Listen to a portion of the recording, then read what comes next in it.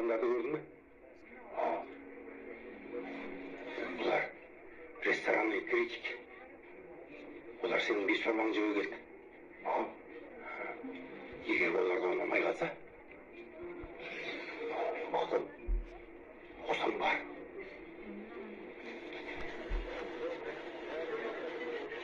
Hadi Dövlet. İş olmasa bilirsin mi? Sevgili просто ана restoranды тексеруге келгендерге жасадық та.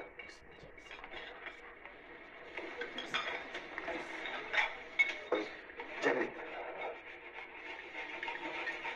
Бірақ мен бөлмеме барып жасырын дейсіз ғой, хорошо? Жауаптардан еш көше бастады. Қасық. Ешіп, қолмен жеймін.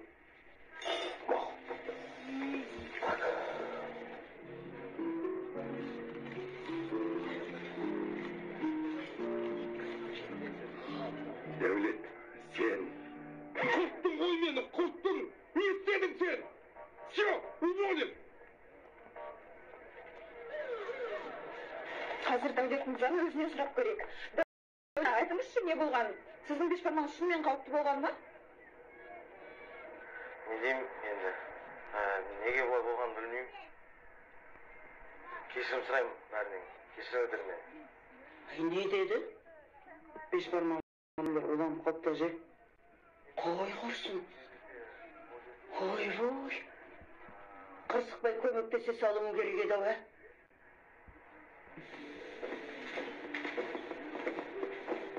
Дәулет, тоқта. Қайда кеттің? Назгүл, сау бол. Енді көрсеміз бе, көріспейміз бе? Бір Құдай біледі. Тағдырдың жазғаны сол болды. Туф, Дәулет. Турецкий сериалды саған аз көру керек. Не болды? Сен шындықты білмейсің. Мен саған өтірік айттым. Мен бәріне өтірік айттым. Мен өтірікшімін.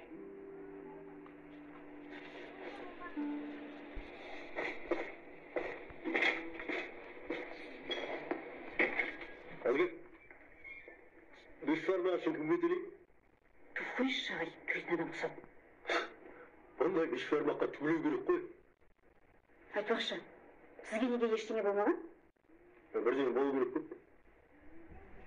Сіз қолыңызбен жедіңіз бе? Бешбармақ емес пе?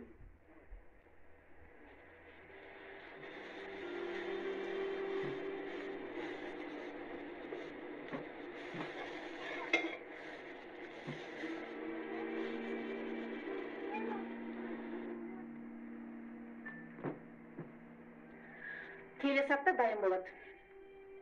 Одан тезірек болмай ма?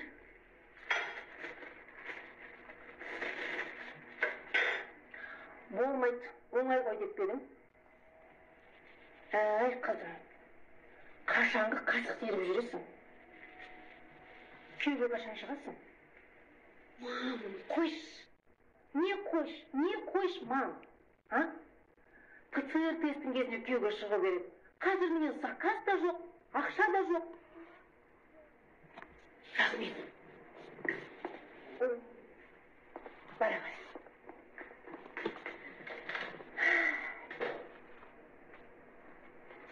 Мына болған оқиға рестораныңыздың атына кір келтірді. Біз даже телевизордан көрсетіп жатыр екен. Представляете? Мне даже папа позвонил, спрашивал, что случилось. Кір, Ильяс.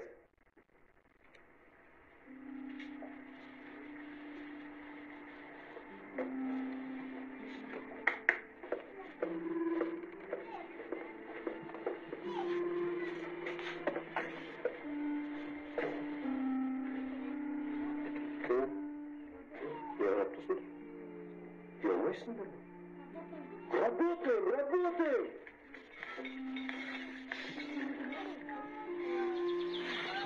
Ассалаумағалейкум, құрметті қазақ елі. Естеріңізге сала өтейін, қазақ дәстүрінің апталығы бізде жалғасуда. Өздеріңіз куә болғандай, бұл апталықта неше түрлі қазақтың ұлттық ойындары, дәстүрлері және де ұлттық әндері айтылды. Және де 3 күннен кейін дәл осы жерде ет тағамдары дайындау жөнінде үлкен жарыс өтпекші. Бұл жарысқа еліміздің мынаның даусын шығар. түрлі мамандар, аспаздар келіп өздерінің бақтарын сынайды. Оған қоса біздің көршілес қырғыз, Не деп жатыр? қарақалпақ, Бешбармақ жасаудан үлкен жарыс болады екен, әже. Құдай болса оларға сәттілік. Онда оны дәулетті айту керек қой. Осы жарысқа қатыссын. Келгелі бері көңіл күйі болмай жүр. Әже, адам улаудан емес, бешбармақ жасаудан болады жарыс. Ой, сен де бір. Ағаның жағдайын көріп жүрсің бе? Осындайда қолдау көрсетпейсің бе? Туған інісі сен қолдамасаң, кім қолдайды? Дұрыс айтасыз, әже. Ойнап айтқаным ғой. Қанша жерден чорт болса да туған ағам ғой.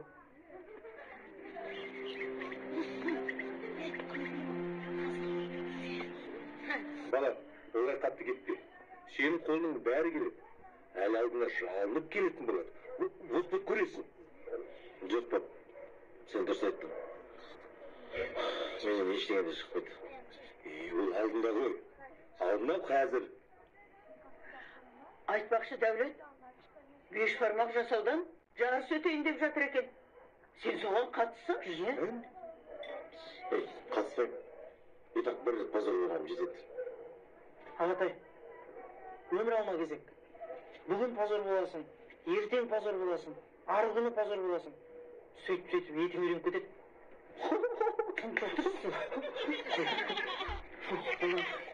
Сен осы конкурсқа қатысуға әбден лайықтысың.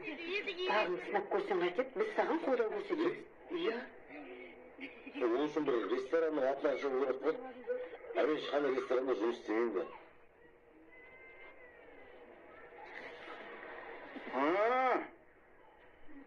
Мен неге шақырғандарыңызды енді түсіндім. Дамы и господа, чемпионом турнира по бешбармақ становится шеф-повар придорожного кафе «Еткус» Дәулет Нұрсейітов!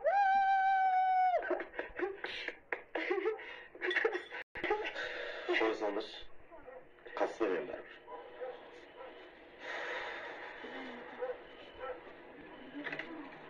Ана кімнің баласы шешеден оққан? Сол қазір банкте жұмыс істейді екен ғой?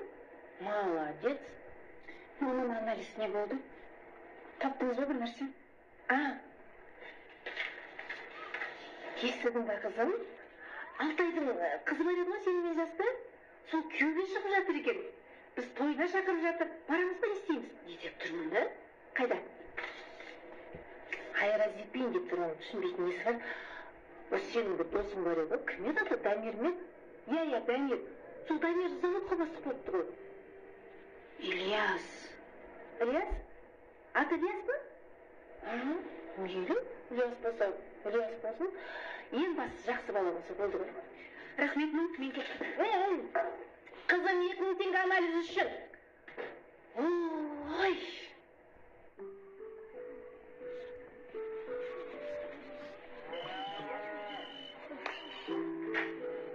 Әже, давлениеңіз көтеріп кетті ма? Әже, мені уайымдамаңызшы. Менің өмірім алда қояр. Ботақаным-ау, мен сенің алдыңа қойған мақсаттарыңа жетуіңді тілеп отырам ғой. Ана жарысқа неге қатыспайсың, а? Сен осындай мүмкіндіктеріңді жіберіп аласың ба деп уайымдаймын. Қатысам, әже. Сіз үшін міндетті түрде қатысам. Тек ауырмаңызшы, өтініш. Мен саған айттым, ар жағын өзің көресің ғой. Әже, жеңіп шығам. Уәде берем. Олай болса, сен бір күні қағаз әкел, мен саған бешбармақтың құпиясын айтам. Жазып ал. Қазір.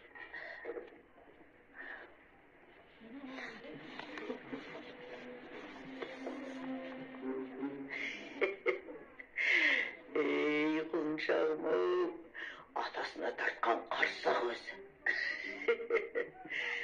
Мына бізде осал емеспіз. Ойбай, басым-ай. Әже, не біресі тұрып кеттіңіз? Басым-ай.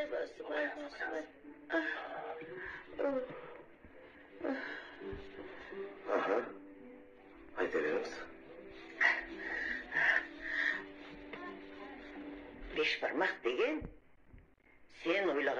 карапайым тамақ емес. Ол мына халқымыздың ұлттық тағамы. Сондықтан оған қосылатын ингредиенттері де мына еліміздің түкпір-түкпірінен алынуы керек. Қалай сонда? Мысалы, ең дәмді картоп қайда? Нарынқолда және Қоғалыда. Әжесі мен картоп үшін мен Нарынқолға барам ба? Сен ба Тұрсынбай деген? Иә, мен товарда келдің ба? Сен ақшама келдің ба? Братан, тезірек бере салсын, картошка. Уақыт жоқ просто. Рахмет. Асық сет маған. Атыш. Оңтүстігіміздегі Жамбылдың пиязы еліміздегі ең дәмді пияз. Ақшамыз. Сендер не заказ бересіңдер, а? Сонау тараздан. Шөп шамалы ғой. Шөп? Не шөп? Пияз жуа деген сияқты ғой. Ал ең керемет ұн, ол орталық Қазақстан. Қостанайдың ұны. Точно қосылайық ма? Иә, қосылмайды. Сыртына жазылып тұр ғой.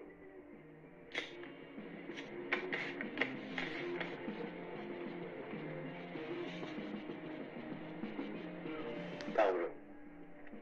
Өскемендегі Алтай тауының етегінде жайылған жылқының қазысы мен еті керек.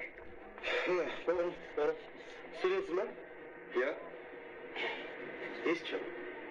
В смысле? Өскеменде ет жеген жоқ па случайно? Я жібердім. Сатшы оны маған. Так бәрі бар. Ал Түркістан ше? Түркістаннан не аламыз? Түркістаннан? Түркістаннан бат алу керек. Онда Түркістанға точно бару керек болды ғой, я? Жағдау. Мына мен Түркістаннан емеспін бе? Отырмын ғой алдыңда. Қолыңды жай, батамды берем.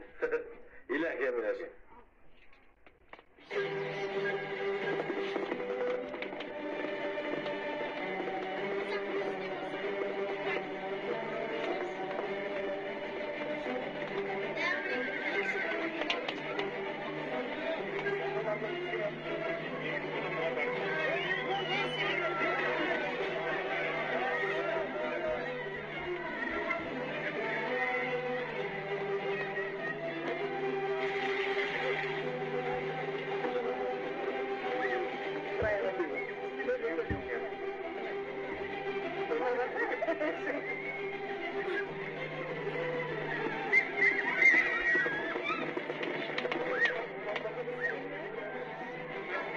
Міне қатсаң келеді.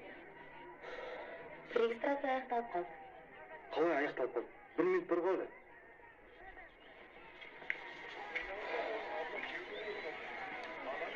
Енді точно аяқталды. Қандас қалайша үлгеріп тұрдың ғой негізімен. Не болды ол? Ассалаумағалейкум. Уағалейкум ассалам. Конкурсқа үлгермей қалды. А? Қалай үлгермей қалды? Конкурс басталып кетті ме? Жоқ, әлі 10 минут бар. 10 минут бар ғой. Мен үлгерді. Үлгеріп тұрсың ғой, брачка. Атыңыз кім? Девушка? Камила. Камилочка. В общем, былай ғой. Бұл өте жақсы бала. Біздің бала да. Ал біз былай серьезный адамдармыз да. Так что, қосыңызшы.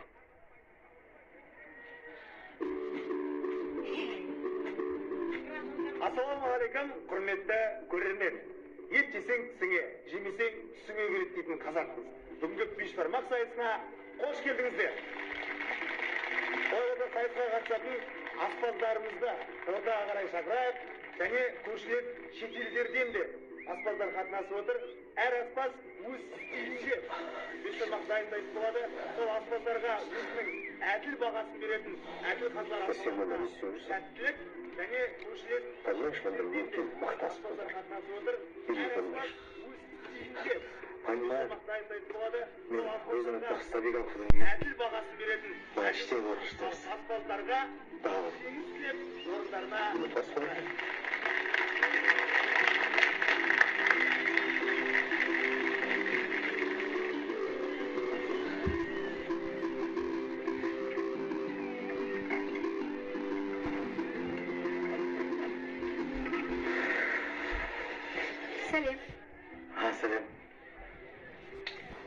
сәттілік. Ильяс, давай! İlyas.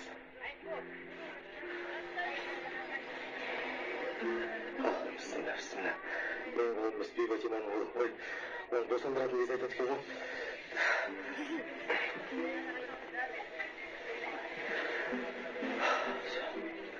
Қатысушыларымыз дайын болса, біз бастаймыз.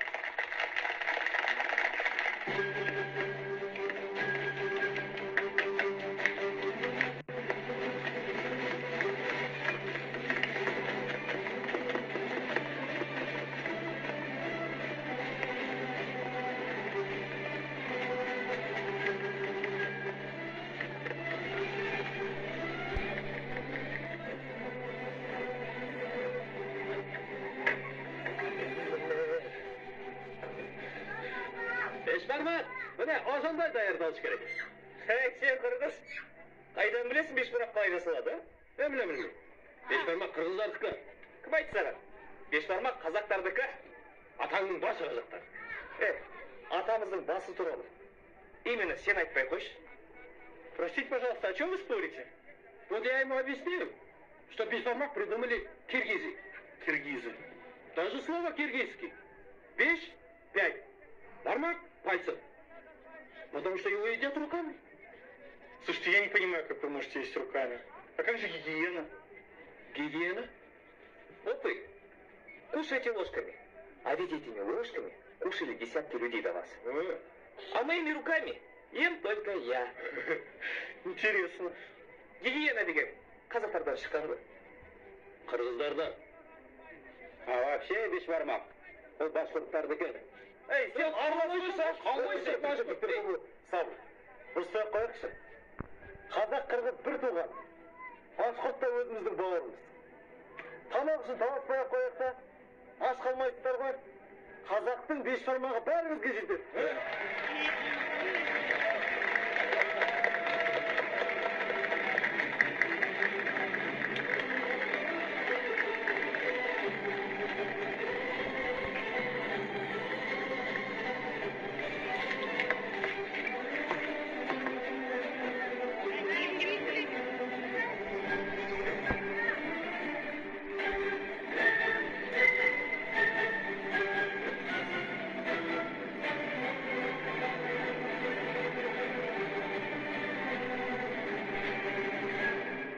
Осымен уақыт бітті. Ортаға әділ қазылар алқасын шақырамыз.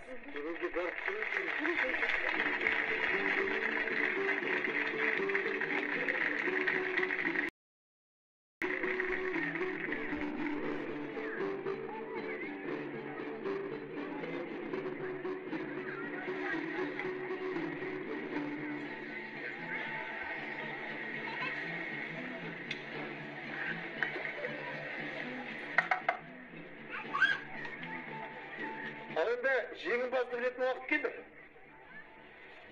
Жеңімпаз Ильяс Жарылқасынов.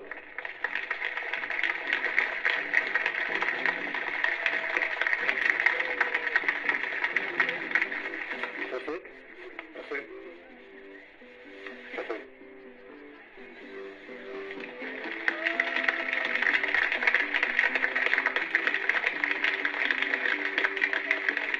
Рахмет. Дегенмен де бұл жүлдеге жету мен үшін үлкен еңбек, үлкен жол болды. Кулинария академиясының оқушыларымен бұндай жетістікке жеткен аспаздардың арасында ондай жүлдені алу шынында дәмді. Рахмет. Мархабат. Қандай дәмді? Расында да дәмді екен. Рахмет, рахмет. Көп рахмет. Мен бақыттымын. Ведь оның шынымен де мықты повар екен ғой. Мені құқтамайсыздар ма? Ассалайkum. Ортанасында көкеуірге қасып көр. Қанды қасып көр.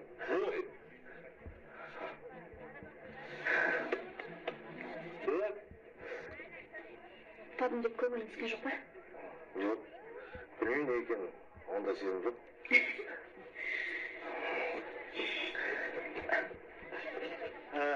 Құрметті көрермендер, құрметті қатысушыларым, бәріңіз жеңімпазсыздар деп ойлаймын. Рахмет көп.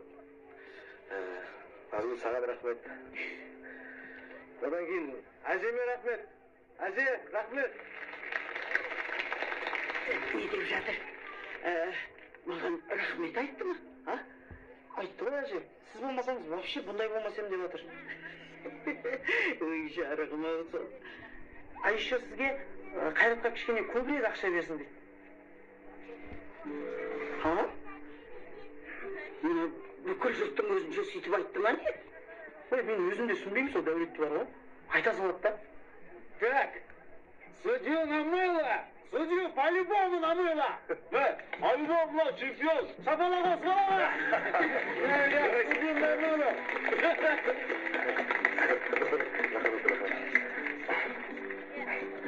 Маған қазылардың емес, халықтың бағасы қымбат. Рахмет бәріңізге. Қазақтың оңтүстігі, солтүстігі, батыс, шығыс, әр өңірдің бешбармағы өзінше ерекше. Еще бешбармағымыз бар. Бешбармақ деген ол қазақтың рухы. Бешбармақ қазақтың өзі. Содан кейін бар ғой, бүгіннен бастап бешбармақ емес, ет деп атайықшы. Қазақ емеспіз ба?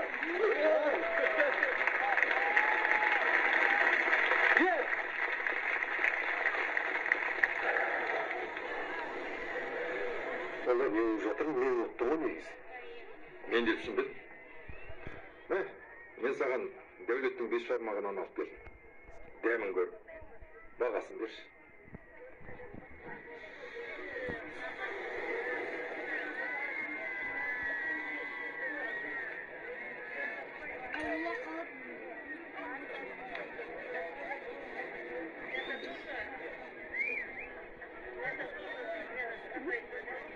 Менікіден бірік сияқты.